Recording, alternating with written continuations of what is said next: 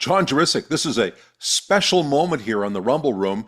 We've reached pretty well the end of the recount. It's been going on through the weekend, looking at a number of key ridings, and we had more input, more votes to count, and we're going to know now who the actual government of British Columbia is going to be.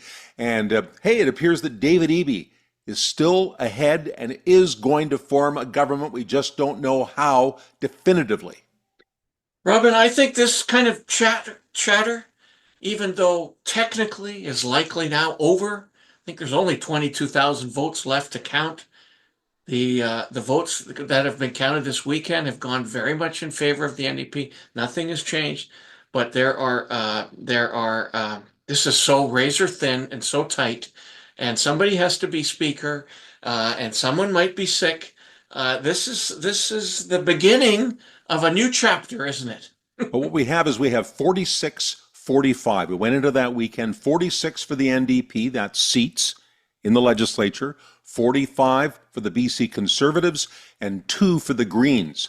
And you can see Sonia Furstenau already talking about being behind the 2 winning MLAs. She's going to support them. She's staying on as leader because they want to grind out some important language if they're going to support the Eby government going forward. Eby, on his mind, is taking 1 extra seat. If he can get 2 seats, he won't even need the Green Party. If it could be 48 to 44, well, it's done. It's done. So I think what we're looking at now is a situation where we have Wanda Fuka-Malahat. It was only a 23 vote difference on election night, still in favor of the NDP. They've vaulted ahead of that. That riding looks to be safe for the NDP now. And on the other flip side of this, we have the situation in Surrey Centre. It did go Conservative, but that looks like that's going to reverse. So there's 1 seat dropping. Suddenly that would become 47-44. That would be the change. That would be the differential. And then there are other seats that could still turn orange. We have Kelowna Centre. It is Conservative, but it's down to around 100, and there's more votes to count. Maple Ridge East, that's also Conservative, but it's very close. I believe that's under 100. And up in Courtney Comox, it's been very, very tight. So all that has to happen for David Eby is for 1 more seat to shift his way. And it's, on I go to run the province of British Columbia. I'll have enough people in the House and a speaker, and I won't need to use a third party. But if a third party comes in, that changes absolutely everything. Oh my God. And I know tonight we're just doing a very brief recap, keeping people up to date. But I must say that the 3 pieces that I am looking forward to expanding upon in the next little while: where did that independent vote go? Who did it benefit? And why didn't Rustad take advantage of that?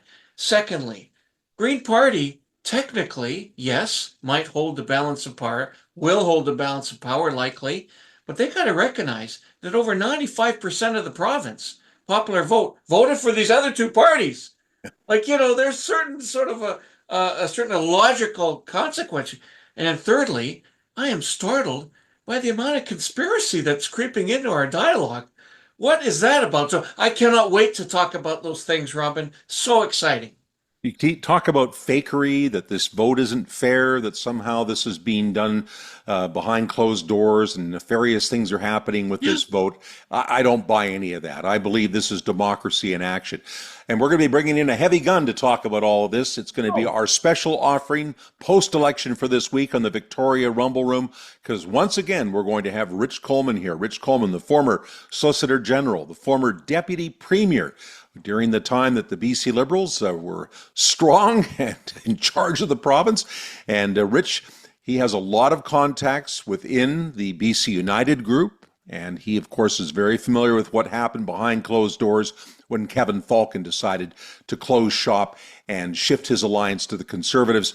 He also knows a lot of the BC Conservatives. He's very unhappy. He's very unhappy that it wasn't a better deal done between those 2 parties. And he'll have, I know, some things to say about John Rustad and some of the calls he made. He believes this could have been and should have been a BC Conservative win. And I think he'll have some interesting things to say about how David Eby goes forward.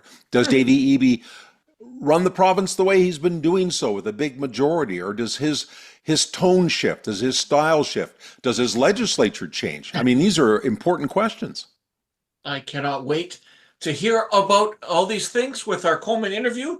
So I suppose time to rumble on. Indeed. So this will all start on Monday night and it runs all week long. So please tune in to hear us and Rich Coleman. Tell your friends, tell your family. We're going to have lots to rumble about. So by all means, do rumble on.